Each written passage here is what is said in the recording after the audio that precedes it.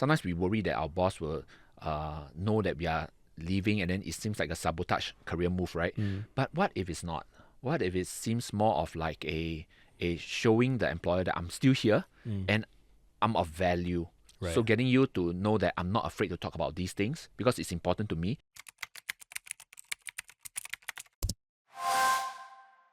Hey, it's the Ask Work It segment of the podcast with me, Nat, and Gerald. If you have a question that you're struggling with in the workplace, why not write to us? We might be able to help you solve it.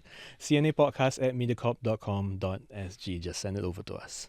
For this episode, our question comes from our listener, Justin.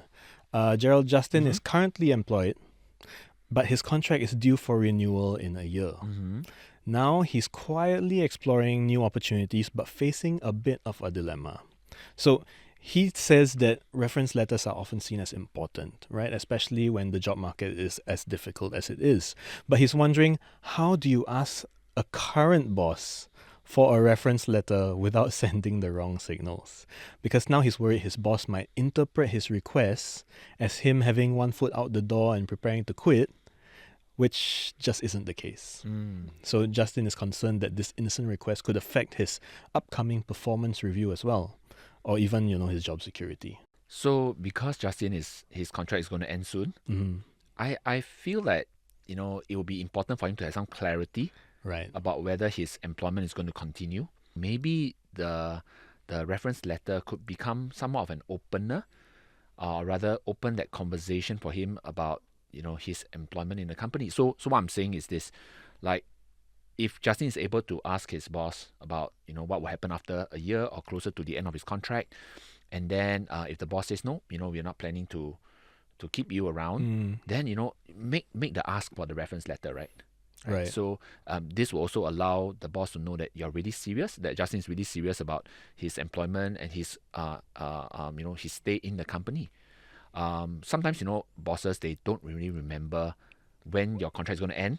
So having that conversation earlier on the pretext of maybe the reference letter, it could remind the boss that, hey, look, this is really important to me. And I want to have some clarity on that. So it's just a little nudge, it's a conversation starter, conversation opener, where the end objective is employment, whether it's here in his current company or wherever else he's looking. Yes. And I also will add that, sometimes we worry that our boss will know that we are leaving, and then it seems like a sabotage career move, right? But what if it's not? What if it seems more of like a showing the employer that I'm still here and I'm of value? Right. So getting you to know that I'm not afraid to talk about these things because it's important to me, putting myself in the headlight so that you take notice of me and my employment situation. And maybe the employer will say, okay, we've still got a year to go. Let's try to use this time that we have to secure an extension or continued employment for you. Right. So it could work both ways. That's what I'm saying. Okay. But one thing I am thinking about is, are reference letters really as important as Justin makes them out to be? Because I've had maybe 7 or 8 different jobs over the years, right? And for none of these jobs have I had to apply with a reference letter. I've never had to ask a previous boss for a reference letter, even though some of them have offered, So is it super important to have a reference letter, or is it an industry specific thing? Yeah, I agree with you. The last time I remembered giving a reference letter for myself was when I applied for university. It was a long time ago, right? Right. In my area of work, I do hardly see people, using reference letters for their employment. What I see more often is the use of referees. Okay. Character reference. Right. Someone who can vouch for you over a phone call or an email about your quality, your contributions, your value, and what you bring. Right. I think that one is very common. Okay.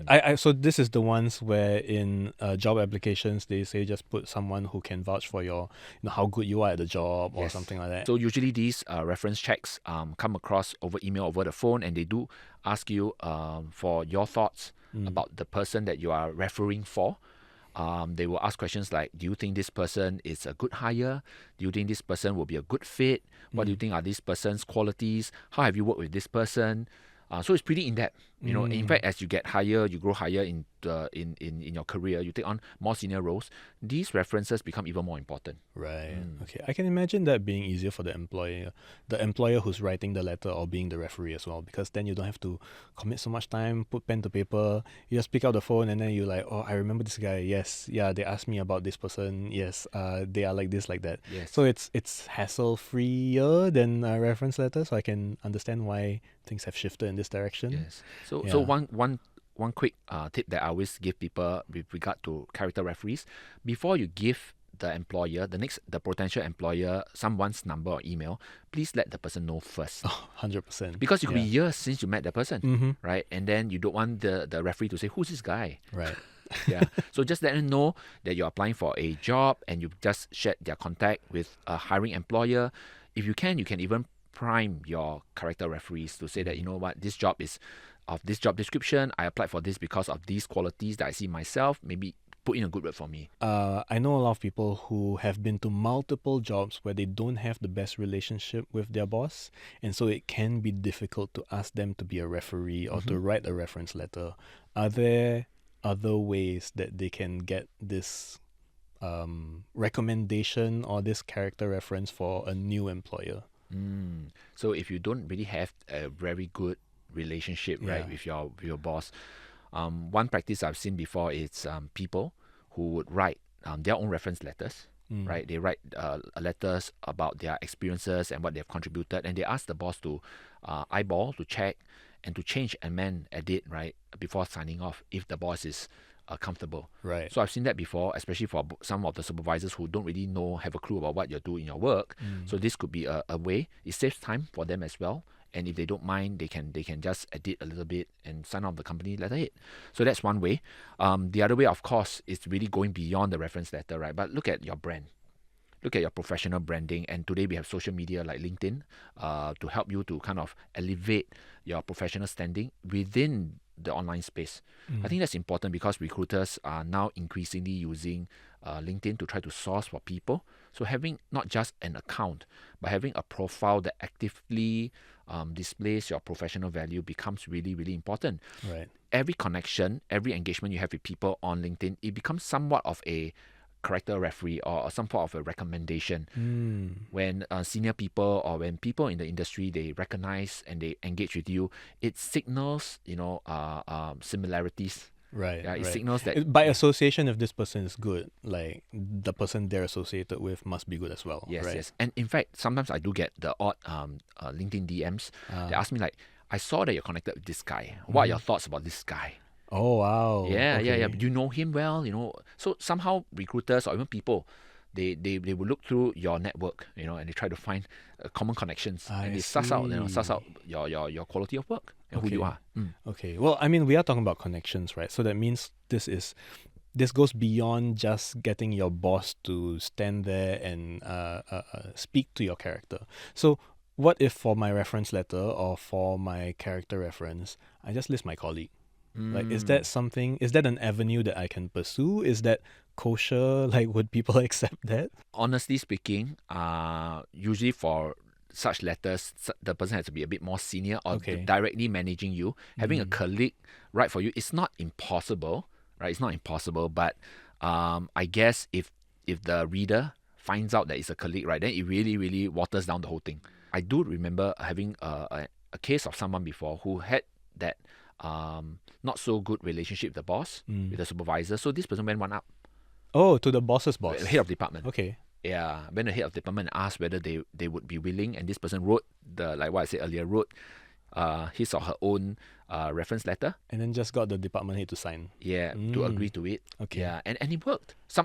It won't work in every situation, but you really have to see if this letter is really important to you, right? And your supervisor doesn't want to endorse this. Maybe you have to think a little bit out of the box sometimes. Are there some top tips that you would recommend in broaching this conversation without making it seem like hey, I actually want to leave this place now. Can you just help me leave this place?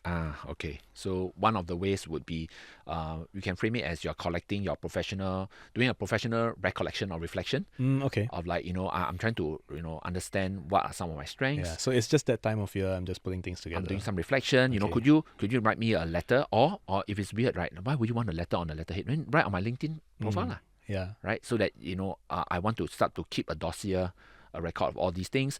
Maybe you might want to say that you're thinking about going for some training, and having a recommendation letter like this could help you, to get admitted into some of the schools that you are thinking about. If let's say you're taking executive education, all these will become really good nomination letters.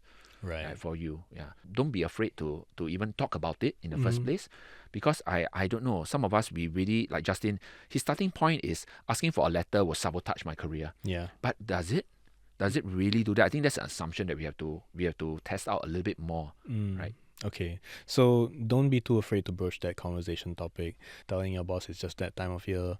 I just want to know my own performance. I'm doing a review of myself. And then if you can't get your boss's sign off, try to go with a different supervisor within the company, or try to get a character reference from someone who would be more willing to endorse you as a person. Yeah. Social media is really huge. Right. Really, really huge nowadays. If you can't get one person to advocate for you, you'd be surprised that there could be people who really know you well from your industry, and they could use the power of social media to help you to lift up that professional brand that you have. Because, sometimes we just get that terrible supervisor who refuses to do anything good for us, and we shouldn't be held, hostage to that kind of relationship. Yeah. Well, Justin, I hope that answers your question that you sent in to us. Thank you so much for writing to us. For the rest of you, if you have a question just like Justin for a workplace dilemma that you're facing or anything to do with the workplace, write to us. We are at cnapodcast@mediacorp.com.sg. I'm Gerald. And I'm Nat.